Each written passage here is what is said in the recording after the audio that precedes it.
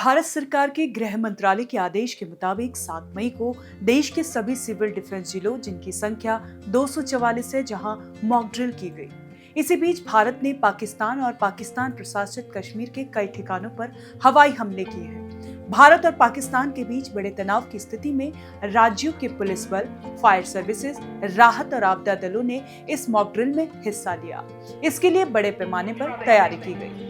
भारत सरकार के गृह मंत्रालय के अधीन फायर सेवा, नागरिक सुरक्षा और होमगार्ड्स महानिदेशक देश में सिविल डिफेंस की जिम्मेदारी देखते हैं। सिविल डिफेंस यानी नागरिक सुरक्षा एक ऐसी व्यवस्था है जो युद्ध, प्राकृतिक आपदाओं या अन्य आपातकालीन स्थितियों के नागरिकों की सुरक्षा, उनके जीवन और संपत्ति की रक्षा तथा समाज में व्यवस्था बनाए रखने के लिए काम करती है।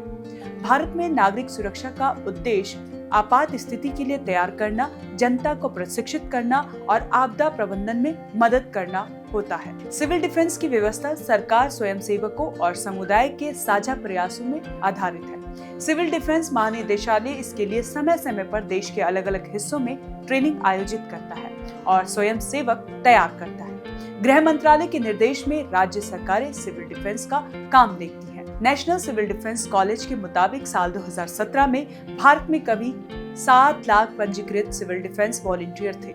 केंद्र सरकार ने साल 2022 तक इसे बढ़ाकर 1 करोड़ करने का लक्ष्य रखा था। हालांकि ये लक्ष्य हासिल हुआ या नहीं, इसे लेकर स्पष्ट डाटा नहीं है। कैसे हुई नागरिक सुरक्षा की शुरुआत और क्या है कानून आधार? भारत में नागरिक सुरक्षा की शुरुआत औपचारिक रूप से 1968 में हुई, जब नागरिक सुरक्षा अधिनियम 1968 लागू किया गया।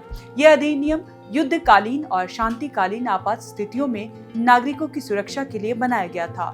इसका मकसद बाहरी हमलों जैसे हवाई हमले या अन्य संकटों से निपटने के लिए तैयार रहना था। समय के साथ सिविल डिफेंस का दायरा बढ़ा और अब यह भूकंप, बाढ़, चक्रवात जैसी प्राकृतिक आपदाओं और मानव निर्मित आपदाओं जैसे दुर्घटना, रासायनिक रिसाव आदि को भी शामिल करता है। नागरिक सुरक्षा का मुख्य मकसद आपात स्थिति में नागरिकों के जीवन और संपत्ति की रक्षा करना है। अब इसमें आपदा प्रबंधन भी शामिल है और आपदा की स्थिति से निपटने के लिए भी वॉलंटियर को ट्रेनिंग दी जाती है। इसके अलावा ऐसी स्थिति से निपटने के लिए राहत और आपदा बल भी है।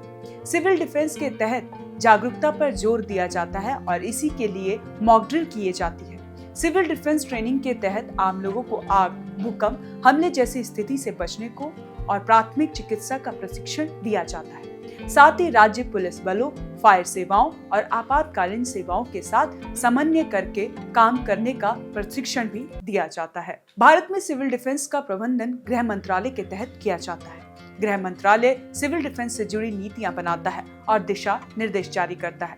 वहीं राज्य में राज्य नागरिक सुरक्षा निदेशालय सिविल डिफेंस का काम देखता है। इसका मुख्य मकसद स्वयंसेवकों को शामिल करना और उन्हें प्रशिक्षित करना होता है। वहीं जिला स्तर पर जिलाधिकारी नागरिक सुरक्षा के कार्यों की निगरानी करते हैं। निचले स्तर पर नगर पालिकाएं, पंचायतें स्वयंसेवकों और स्थानीय समुदाय के साथ मिलकर काम करती है। गृह मंत्रालय के फायर सेवा, होमगार्ड और सिविल डिफेंस महानिदेशालय के मुताबिक सिविल डिफेंस में सबसे अहम भूमिका स्वयंसेवक की है। भारत का कोई भी नागरिक जिसकी उम्र 18 साल से अधिक हो सिविल डिफेंस में शामिल हो सकता है। बुधवार सुबह से ही देश के अलग अलग जिलों में मॉक ड्रिल शुरू हो गई थी। इसके तहत ब्लैकआउट यानी लाइटें बंद करने और गुप्त अंधेरे का भी अभ्यास किया गया। तो कैसी लगी आपको ये जानकारी? हमें कमेंट कर जरूर बताएं और देखते रहें ONOG डिजिटल।